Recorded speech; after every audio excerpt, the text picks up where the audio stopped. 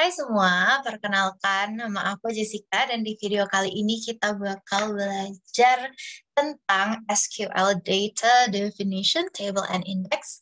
Dan aku akan mengambil beberapa materinya dari PowerPoint yang bisa kalian download di Binus Maya kalian masing-masing di session 13 dan 14 ya. Mungkin sebelum kita mulai, aku mau kasih tunjuk aja beberapa learning objectives kita hari ini. So, from this lesson, students will be able to apply SQL data definition language and know the purpose and importance of SQL, data type supported by SQL standard, purpose of integrity enhancements, feature of SQL, how to use the integrity enhancement feature in the create, alter, and drop table statements, which you guys must be really familiar with, and also create index. Other than that, ideally, database language should allow user to create the database and relation structures, perform insertion, modification, deletion of data from relations, perform simple and complex queries, must perform this task with minimal user effort, and command structures or syntax must be easy to learn. It must be portable, and SQL is a transform-oriented language with two major components, a DDL for defining a database structure and a DML for retrieving and updating data. Okay, so SQL did not contain flow of control commands. This had to be implemented using a programming or job control language or interactively by the decision of the user. SQL is relatively easy to learn. It is non-procedural. You specify what information you require rather than how to get it. It is essentially free format. Also can be used by a range of users, including DBAs, management, application developers, and other types of end users. An ISO standard now exists for SQL, making it both the formal and the de facto standard language for relational databases. It also consists of standard English words, create table, insert into, select from where. Okay, so as you can see here in number 1, create table staff. Kemudian di dalam sini tuh ada beberapa atributnya seperti staff number, name, salary. Kemudian ada juga data type-nya, varchar, decimal. Nah, oke, aku akan explain dari nomor 1. So, create table staff itu dapat di-translate literally ke bahasa yang artinya itu membuat sebuah tabel yang namanya staff. Nah, jadi tabel staff ini setelah kita create, tentu saja dia punya atribut-atribut di dalamnya. Dan di case yang ini dia punya 3 atribut. Staff number, staff name, dan salary. Nah, ketiga atribut ini tentu saja memiliki data type-nya masing-masing. Staff number itu data type-nya varchar 5, name itu data type-nya varchar 15, dan salary itu desimal 7,2. Nah, mungkin aku mau explain sedikit aja maksudnya desimal 7,2 itu apa. Nah, berarti maksimum value dari desimal 7,2 itu berarti dia bakal ada 7 angka ya. Itu 2, 3, 4, 5, 6, 7. Dan maksimalnya itu ada 2 angka di belakang koma. Jadi maksimum value dari salary-nya itu 99.999,99. Oke, lalu kita lanjut nih.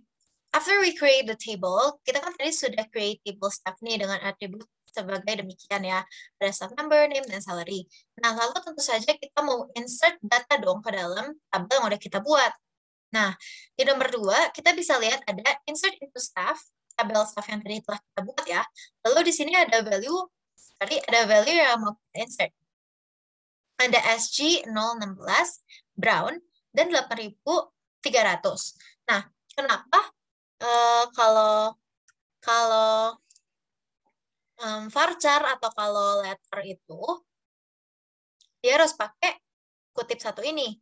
Nah, itu memang ketentuannya ya guys. Jadi kalau misalkan dia itu numerical form kayak 8.300 atau 999,99, dia itu nggak usah pakai kutip 1. Tapi kalau misalkan dia kayak SG 016, brown, pink, saya pakai nama orang lain deh, misalnya Jessica. Nah, dia tuh harus pakai kutip.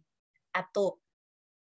Nah, insert into staff values itu bisa ditranslate juga ke bahasa Indonesia.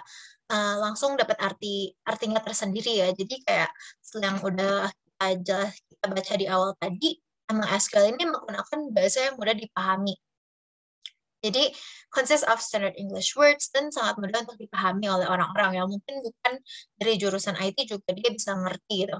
Nah, jadi insert into staff itu artinya kita memasukkan data ke dalam tabel staff dengan value sebagai berikut. Untuk staff number-nya, dia dimasukin SG016. Lalu untuk name-nya dia masukin Brown, dan untuk salary-nya dia masukin 8.300.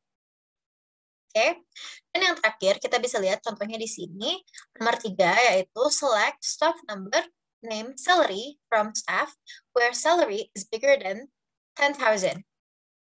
Nah, ini tuh artinya bisa ditranslate juga guys ke bahasa Indonesia langsung. Nah, jadi maksudnya apa sih? Select staff number, name, salary dari tabel staff. Jadi kita itu memilih staff number, staff name, dan staff salary from atau dari tabel staff yang telah kita create tadi. Nah, nanti pas lagi kita udah select ini semua dari tabel staff ini, kita itu bakal bisa lihat semua value yang udah kita insert. In this case, kita baru insert staff number-nya SK016, staff name-nya Brown, dan salary-nya 8.300. Nah, jadi setelah kita select ini, maka kita bakal bisa lihat nih di tabelnya isinya ada kayak gini. Nah, mungkin untuk lebih jelasnya aku bakal langsung aja ya contohin di SQL servernya. Nah, tadi kan kita ini ya. Oke. Nah, sekarang kita mau create table staff dulu nih. Oke, kita harus create database dulu ya. Create database. Staff example.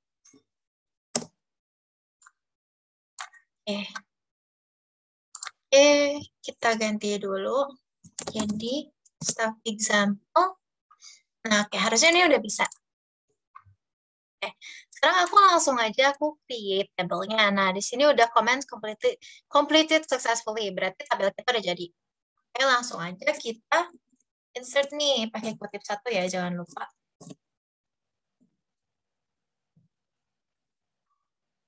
Oke, kita masukin value yang kita mau masukin ke dalam staff tabel yang sudah kita buat tadi.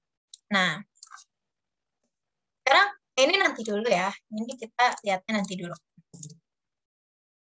Sekarang aku mau jalanin select staff number, name, sama salary-nya dari staff. Nah, kita langsung bisa lihat nih tabelnya. Ini semua adalah tabel staff dengan atribut-atributnya tadi yang udah kita masukin. Ada staff number, ada staff name, terus ada salary juga. Terus value-value-nya tadi kita udah masukin SG016, name-nya Brown, sama salary-nya 8.300. Nah, tapi kalau dari PowerPoint, kita itu pengennya select staff number, staff name, staff salary from staff, where salary-nya lebih besar dari 10.000, di mana salary-nya harus lebih besar dari 10.000. Jadi dia ini pengen menampilkan data-data berikut, staff number, staff name, dan salary-nya itu yang lebih besar dari 10.000. Nah, tapi sedangkan tadi kita baru insert into staff itu values-nya baru SG016 Brown sama 8.300. Nah, baru ada satu data nih, tapi datanya nggak ada yang lebih besar dari 10.000. Mungkin langsung aja kali ya kita jalanin biar lebih jelas. Harusnya karena kita baru insert satu nih yang 8.300, harusnya kita nggak akan ngelihat data apa-apa yang muncul di sini. Coba kita langsung aja kali ya kita execute. Nah, iya. Jadi nggak ada ya, guys. Nah, sekarang biar gampang aku langsung copy paste aja nih. Oops. Nah, oke. aku langsung copy paste aja. Misalnya sekarang SG17 ya. Terus misalkan namanya black. Sekarang aku mau masukin sebesar 18.300. Nah, which is lebih besar dari 10.000 ya. Nah, harusnya yang muncul itu cuman yang SG017. Nah, ketika aku insert lagi, dia itu ada one row affected. Yang artinya, data yang kita insert ke dalam tabel staff kita tadi, itu udah successfully added ya. Udah sukses tuh masuk ke dalam tabel staff yang ini. Oke, sekarang aku select lagi nih. Nah, muncullah dia SG017 karena dia itu lebih besar dari 10.000 gitu. Nah, oke. Jadi di contoh kali ini aku udah ada pernah bikin query juga dari latihan soal semester ini. Nah, untuk kali ini tuh aku bakal pakai Sport Galaxy ya. Nah, untuk contohnya, di nomor 1 ini aku ada creatable MS Brand. Nah, ini tuh ya seperti yang aku udah jelasin juga, creatable MS Brand itu yang artinya kita membuat tabel namanya MS Brand. Nah, di dalam MS Brand ini ada 3 buah atribut. Yang pertama itu namanya brand ID char 5, dan aku set brand ID ini menjadi primary key. Nah, di sini aku tambahin check juga. Check ini tuh berapa? Check ini itu untuk ngecek semua value yang akan kita insert ke dalam brand ID, dan dia itu harus seperti ini. Like ya, like harus seperti BR, dan ini tuh kurung siku itu berarti fungsinya kita bisa insert dia itu angkanya antara dari 0 sampai 9. Jadi misalnya mau BR123, mau BR333 itu bisa ya. Karena kita udah menggunakan kurung siku seperti ini, 0 sampai 9. Berarti semua brand ID-nya harus diawali sama BR, lalu diakhiri dengan 3 angka, 0 sampai 9. Dan kemudian ada brand name juga nih. Brand name-nya itu data type-nya varchar 50. Dia satu. Kemudian ada brand email, varchar-nya data type-nya varchar 50. Kemudian aku cek juga itu constraint-nya dia harus punya add. Jadi contohnya seperti ini ya. Misalnya siapa ya? Mungkin Agnesmo ya. Agnesmo@gmail.com. Nah, untuk persen ini tuh artinya berarti boleh apa aja gitu. Boleh apa aja itu maksudnya seperti ini. Jadi kan ini agnesmo@gmail.com. Terus misalnya mau aaa@yahoo.co.id. Nah, kayak gini juga nggak apa-apa, soalnya dia requirement-nya cuma minta yang penting ada ad-nya. Nah, di sini kan kita udah lihat ada ad-nya nih. Tapi kalau misalnya kita masukin cuma bbb@hotmail.com, maksudnya bbb@hotmail.com kayak gini, misalnya yang masukin datanya ada typo nih. Nah, ini tuh nggak bakal ditolak sama sistemnya karena dia ini nggak ada ad-nya. Nah, oke, langsung aja. Oh iya, dan untuk brand email juga dia nggak boleh nol ya, dia harus ada isinya. Oke, langsung aja ke nomor 2. Di sini ada alter table MS Customer. Nah, di sini kita mau alter table MS Customer, di mana kita mau nambahin sebuah atribut baru, customer phone number, dengan data type yaitu varchar 50. Nah, untuk customer phone number-nya ini, kita mau nambahin constraint nih. Nah, tapi nggak bisa langsung ya, nggak bisa langsung kayak dicek kayak gini nih. Kita harus alter table lagi, alter table MS customer, lalu baru kita add constraint yang baru, yaitu check customer phone number. Nah, ini tuh sebuah variabel baru untuk ngecek constraint-nya si customer phone number ya. Nah, kita langsung aja check customer phone number, dia itu harus ada 12 digit ya. 12 angka. Yang nggak harus angka juga sih, soalnya dia varchar 50. Jadi yang penting dia panjang karakternya itu ada 12 gitu. Oke. Nah, ini Nomor 3 ini mirip banget sama contoh yang tadi aku udah contohin di sini. Nah, yang insert into itu. Nah, untuk insert intonya, ini sekarang ceritanya kita mau masukin data ke dalam MS Staff nih. Dengan value-nya seperti ini. SF006, John, mail, ini address-nya, lalu ini ada email-nya juga, terus ini ada date of birth-nya. Nah, kenapa semuanya harus pakai kutip satu seperti ini nih? Nah, soalnya mereka semua ini yaitu adalah, yaitu adalah non-numerical. Nah, non-numerical itu apa maksudnya? Karena dia semua alphabetical ya. Nah, kalau yang numerical, untuk yang numerical, dia gak perlu pakai kutip ya, karena dia angka. Nah, oke, langsung aja kita ke nomor 4. Untuk contoh selanjutnya, kita bisa lihat nih, select staff ID, staff name, staff email from MS Staff. Nah, aku mau jalanin dulu nih. Kita lihat ya, mereka itu isinya ada apa aja. Nah, staff ID, staff name, staff email udah keluar nih. Dia ada ID-nya, terus ada namanya, ada emailnya, udah bener ya. Nah, tapi kan sekarang kita lihat nih, ada yang Yahoo, terus ada yang Gmail, ada yang Gmail, ada yang Gmail, yang Yahoo. Nah, tapi soalnya itu pengennya dia Yahoo. Nah, gimana caranya biar munculnya itu Yahoo semua? Nah, kita cari dong. Select staff ID, staff name, staff email from MS Staff, where staff email like persen Yahoo persen. Nah, seperti yang aku udah jelasin tadi. Nah, ini kan pasti macam-macam lah ya. Macam-macam nih. Di datanya tuh macam-macam. Coba aja kita lihat yang pertama ya. Yang pertama itu tommyclayton@yahoo.com. Nah, terus yang keempat ini ada trixparker@yahoo.com. Nah, gimana caranya biar muncul semua yang @yahoo.com? Kita itu bisa langsung aja ketik Yahoo ini.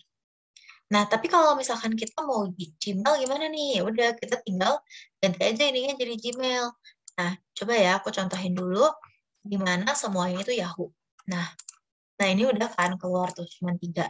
Tadi awalnya ada berapa? Tadi awalnya ada 6 kan.